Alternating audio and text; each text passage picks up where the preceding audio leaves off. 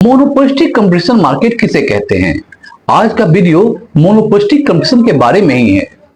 सबसे पहले हम बात करेंगे meaning of monopolistic competition market.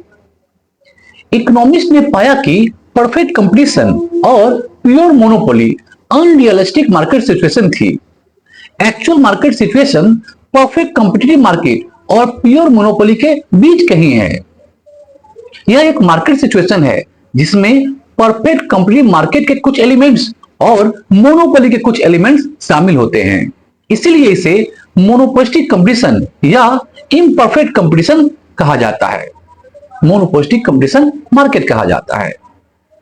यहां डिफरेंशिएटेड लेकिन क्लोज सब्स्टिट्यूट बनाने वाली कंपनियां अपने प्रोडक्ट के सेल के लिए एक दूसरे के साथ कंपीट करती हैं, प्रतिस्पर्धा करती हैं।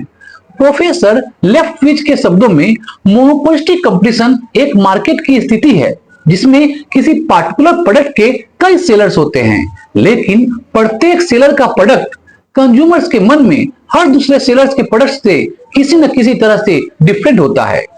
इस प्रकार मोनोपोलिस्टिक कंपटीशन एक मार्केट की कंडीशन है जिसमें कई फर्म अपने क्लोज सब्स्टिट्यूट डिफरेंशिएटेड प्रोडक्ट को बेचने के लिए एक दूसरे के साथ कंपीट करती हैं। उदाहरण के लिए साबुन का उद्योग, soap industry, cloth industry, toothpaste industry etcetera इस मोनोपोलिस्टिक कंपटीशन के एग्जांपल्स हैं। अब हम लोग बात करेंगे one by one features of monopolistic competition market के। पहला विशेषता है मेनी सेलर्स। बाजार में बड़ी संख्या में फर्म होते हैं लेकिन परफेक्ट कंपटीशन के तहत कम है। कोई भी इंडिविजुअल सेलर बाजार की सप्लाई को प्रमुख रूप से इन्फ्लुएंस नहीं कर सकता, हालांकि वे कुल प्रोडक्शन का बहुत छोटा या नेग्लिजिबल हिस्सा कंट्रोल करते हैं। एज अ रिजल्ट उनके पास मार्केट प्राइस पर बहुत सीमित नियंत्रण होता है, यानी मोनोपोली के कंपैरिजन में उससे भी कम। दूसरा विशेषता है फ्री एंट्री एंड एग्जिट। प्रत्येक फर्म इंडस्ट्री में एंटर करने और इंडस्ट्री से एग्जिट करने के लिए फ्री है, स्वतंत्र है। इसका मीनिंग यह है कि यदि सुपर नॉर्मल प्रॉफिट है तो कोई फर्म इंडस्ट्री में प्रवेश करना चाहेगी। एज अ रिजल्ट सप्लाई बढ़ेगी, प्राइस नीचे आ जाएगा और अल्टीमेटली फर्मों को केवल normal profit average revenue equal to average cost मिलेगा। इसके विपरीत लॉसेस की स्थिति में कुछ फर्म इंडस्ट्री से बाहर निकल जाएंगी। एज अ रिजल्ट सप्लाई कम हो जाएगी, प्राइसेस बढ़ जाएगी और फर्म नॉर्मल प्रॉफिट लेवल पर आ जाएंगे। इस प्रकार अंडर मोनोपोलिस्टिक कंपटीशन फर्म तभी इक्विलिब्रियम में होगी जब उन्हें लॉन्ग रन में नॉर्मल प्रॉफिट मिलेगा। यह मोनोपोलिस्टिक कंपटीशन में फ्री एंट्री और फ्री एग्जिट के फीचर्स के कारण होता है। तीसरा विशेषता होता है product differentiation. Product differentiation monopolistic competition market की सबसे इंपॉर्टेंट फीचर है, सबसे इंपॉर्टेंट विशेषता है। अंडर मोनोपोलिस्टिक कंपटीशन डिफरेंट फर्मों के प्रोडक्ट्स परफेक्ट कंपटीशन की तरह होमोजेनस नहीं होते हैं। यहाँ प्रत्येक फर्म एक ऐसा प्रोडक्ट मैन्युफैक्चर करती है जो उसके कंपटीटर के प्रोडक्ट से कुछ अलग होता है, लेकिन पूरी तरह से अलग नहीं होता है। यह अन्य फर्मों के प्रोडक्ट्स के बहुत क्लोज होता है। दो या दो से अधिक फर्मों के प्रोडक्ट एग्जैक्ट सब्स्टिट्यूट नहीं होते हैं, लेकिन साथ ही उनसे पूरी तरह से अलग नहीं होते हैं। वे एक दूसरे के क्लोज सब्स्टिट्यूट हैं, लेकिन प्रत्येक फर्म अपने स्वयं के प्रोडक्ट के लिए जानी जाती है जिसमें कुछ यूनिक डिस्टिंक्शन होती है, विशेषता होती है। Shape, size, colour, quality etcetera के आधार पर प्रोडक्ट को एक दूसरे से अलग किया जाता है। अपने प्रोडक्ट के लिए फर्म एक मोनोपोलिस्ट है, लेकिन क्लोज सब्स्टिट्यूट के कारण इसे अन्य फर्मों के साथ कंपटीशन का सामना करना पड़ता है। प्रोड्यूसर्स अपने मार्केट शेयर को बढ़ाने के लिए प्रोडक्ट डिफरेंशिएशन करता है, क्योंकि यह प्रोड्यूसर को मार्केट में दूसरे के प्रोडक्ट से अपने प्रोडक्ट को अलग करने में सक्षम बनाता है और एज अ रिजल्ट यह अधिक प्रॉफिट अर्निंग में भी हेल्प करता है। फॉर एग्जांपल साबुन की विभिन्न ब्रांड बनाने वाली बहुत सी कॉम्पिटिटिव फर्में हो सकती हैं जो सभी सिमिलर हैं, लेकिन किसी भी तरह से आइडेंटिकल प्रोडक्ट्स नहीं है, होमोजेनस प्रोडक्ट नहीं है। प्रत्येक साबुन कॉम्पिटिटिव साबुनों से फिजिकल कंपोजिशन में डिफरेंट होगा और इसमें अलग अलग पैकिंग भी होगी। और जैसा कि एडवर्टाइजर कहते हैं, अपने कंपटीटर से एक अलग ब्रांड इमेज होगी।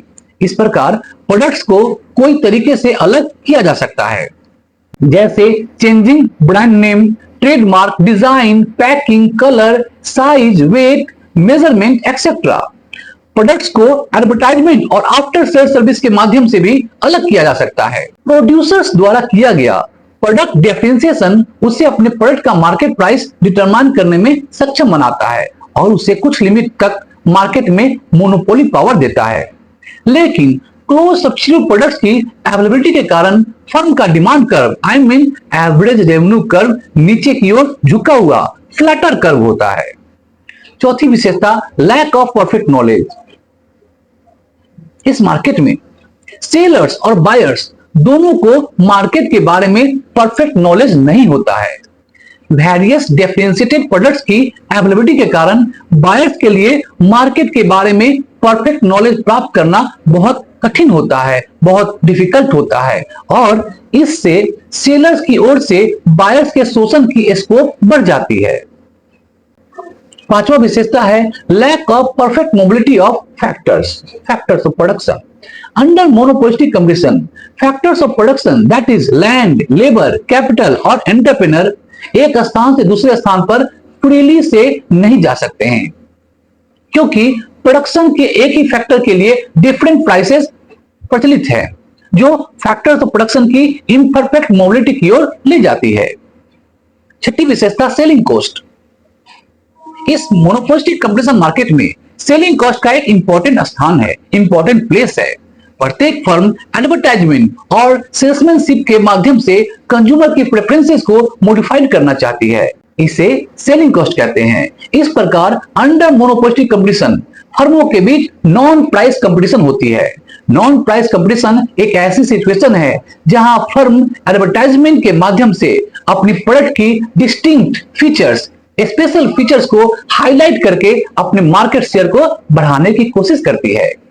कंज्यूमर्स को अट्रैक्ट करने के लिए मोनोपोलिस्टिक फर्म मैनिपुलेटिव या कॉम्पिटिटिव या पर्सुएसिव एडवर्टाइजमेंट का मीडियम एडॉप्ट करते हैं। उनका मेन एम बायर को किसी अन्य प्रोडक्ट के बजाय एक पार्टिकुलर प्रोडक्ट या ब्रांड परचेस के लिए राजी करना होता है, या एक सेलर के बजाय दूसरे सेलर से परचेस के लिए राजी करना होता है, परसुएट करना होता है। सातवां विशेषता है independent price policy. Under monopolistic competition एक फर्म की एक इंडिपेंडेंट प्राइस पॉलिसी हो सकती है। यह अपने प्रोडक्ट के लिए प्राइस मेकर है, यह अपने प्रोडक्ट का खुद प्राइस तय करते हैं। तो आज हम लोगों ने बात किया मोनोपोलिस्टिक कंपटीशन का क्या मीनिंग है, मोनोपोलिस्टिक कंपटीशन की क्या विशेषताएं हैं। आशा करता हूं इस वीडियो से आपने बहुत कुछ सीखा होगा मोनोपोलिस्टिक कंपटीशन के बारे में। हमारे चैनल को सब्सक्राइब कीजिए और इस वीडियो को लाइक और शेयर भी जरूर कीजिए। थैंक यू, धन्यवाद।